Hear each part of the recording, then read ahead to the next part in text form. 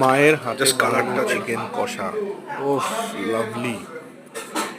যা টেস্টি হয় না খেতে, গরম গরম ভাত, তার সঙ্গে একটু গন্ধরাজ লেবু টিপে চিকেন কষা ঝাল ঝাল করে, সলিড।